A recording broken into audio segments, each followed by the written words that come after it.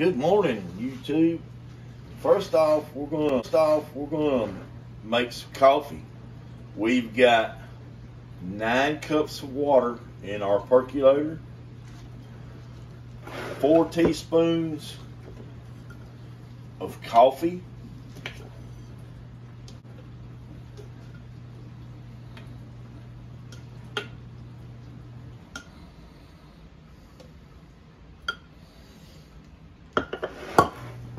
and then to put a percolator together, the stem goes in this goes on the stem, and then you have a top, and it goes right on top of there like that, and then you put your lid on. I turn my heat on, I put it on medium, and I set my timer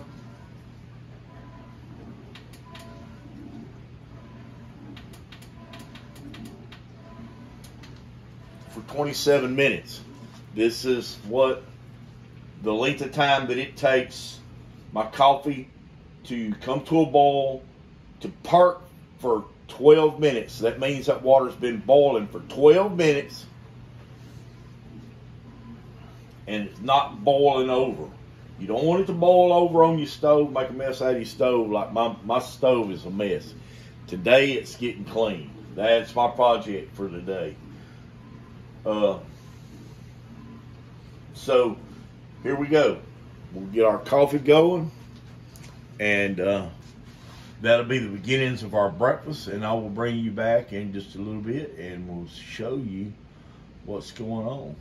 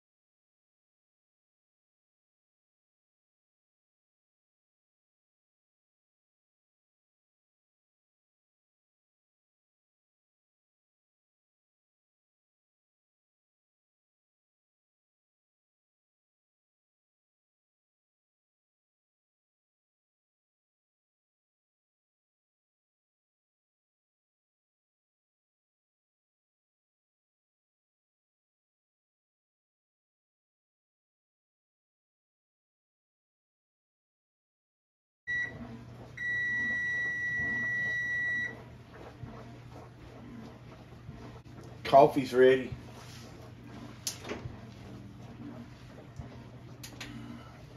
Now this coffee is boiling hot.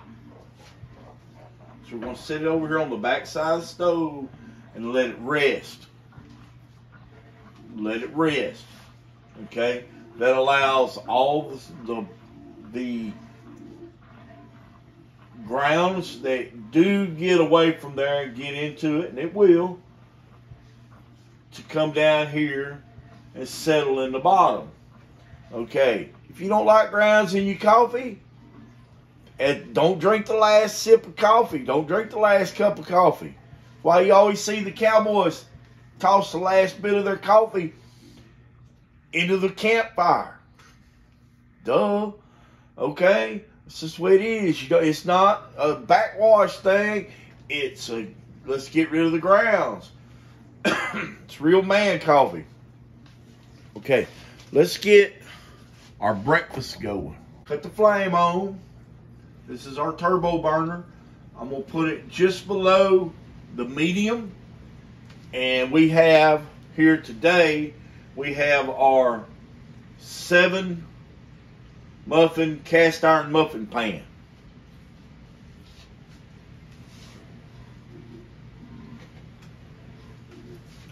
I've got 2 pieces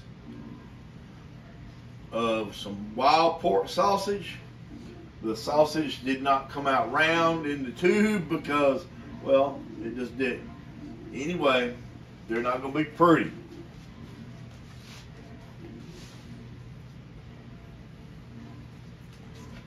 lay those in there, and then I'm going to take this piece of bacon, and I'm just going to put that in there like that.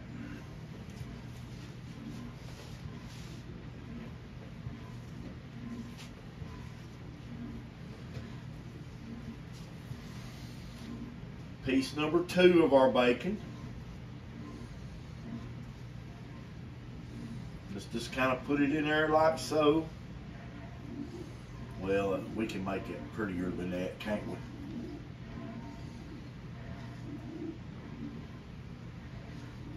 There we go. Now, okay, we're going to let that sit there and cook for a little bit. And then I'm going to get this part of it done, and then we're going to move on to the next step.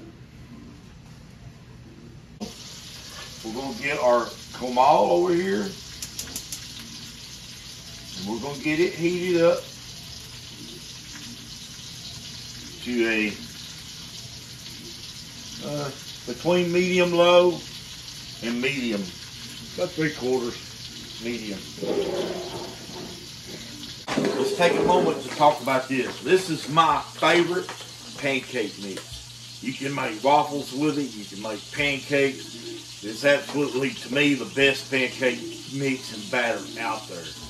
You can buy it 10 pounds at a time at Sam's Club. I've never had a bag of it go bad. I eat more pancakes because of this right here than I do any other reason. This is not really for your benefit or my benefit either. This is just a delivery from the bag to the jar,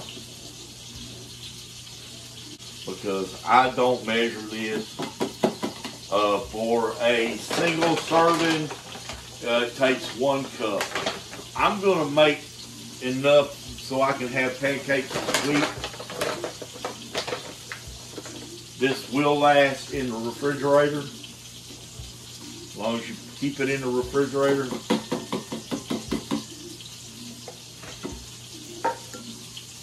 This is just a normal wide mouth quart jar. Now, this is just plain old water. And it does have mixing instructions on it, on the bag, but I found that following the mixing instructions, it's a little thick, hard to pour. So I'd start out with just a little water.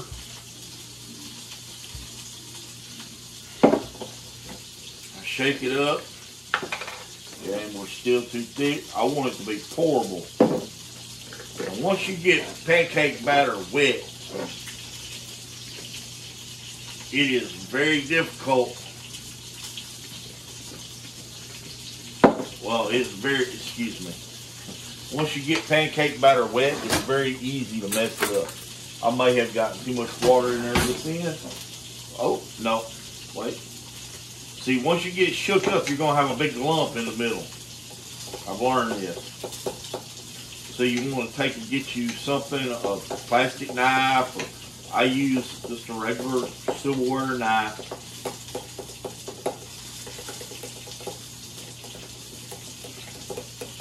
I get in there and I stir it up. If it's too thick, add more, just a dab of water. If not, see, that's wanting to come off that knife real good. It's wanting to act like it wants to pour real good. So to test it, cooking just a little bit faster. Just see how it pours out of there. Oh yeah, that's gonna be perfect.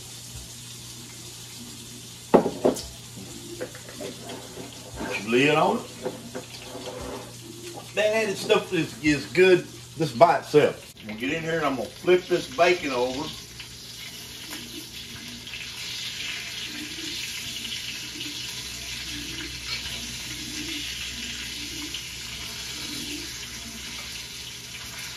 Kind of give it a squish. Now, as we all know, bacon will slow its cooking rate down whenever it gets too much grease in the pan. With this right here, we're very fortunate. We got another pan right there beside it.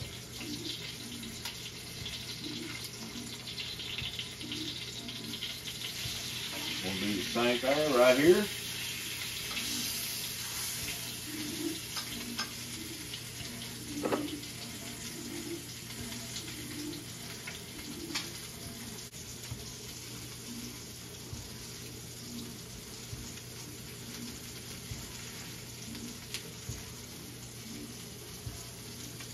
Squeeze that little bit of bacon grease out of that.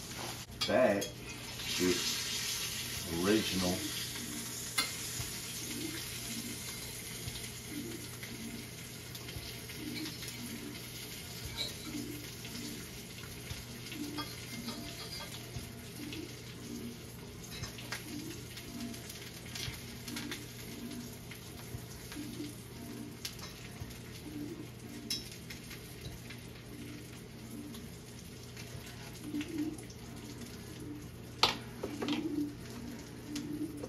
Sausage is ready.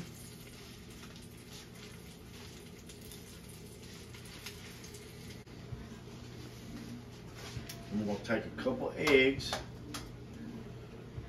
We're going to break them right here where we put that bacon and allow it to. And just take your fork. Bust your egg up. Go ahead, bust.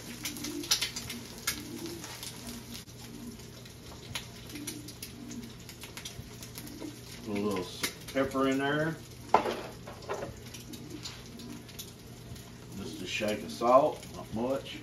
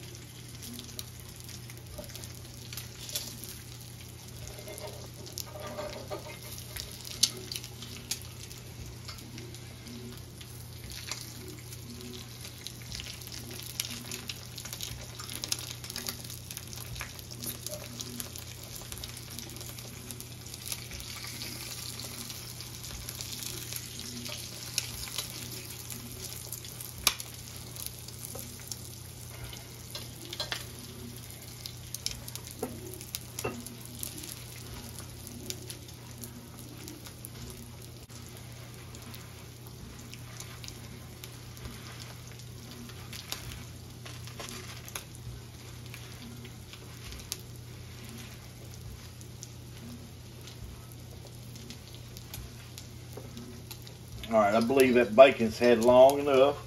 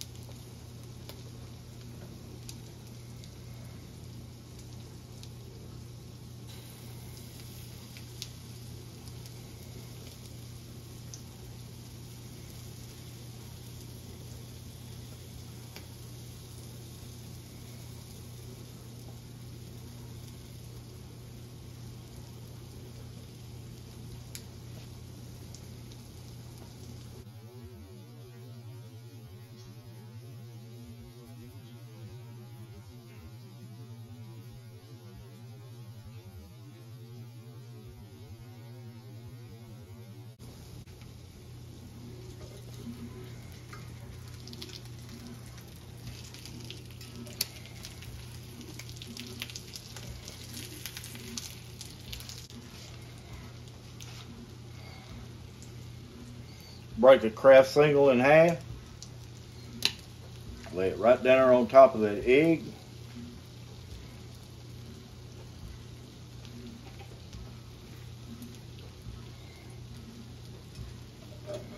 These are done. Let's set them over here.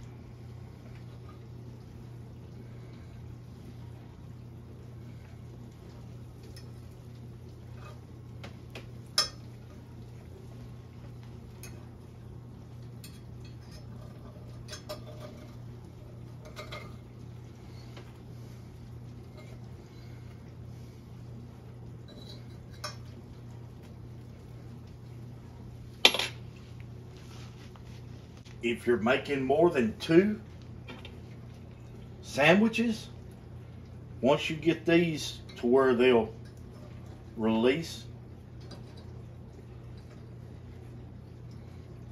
from your flip side, you can transfer them over here till you come off.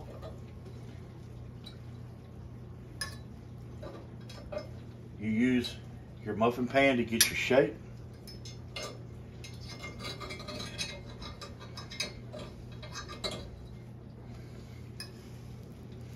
And then use your Kamal to finish them off. They have that nice uniform roundness, what you're looking for in a sandwich. And you can go back to step 1 in your muffin pan.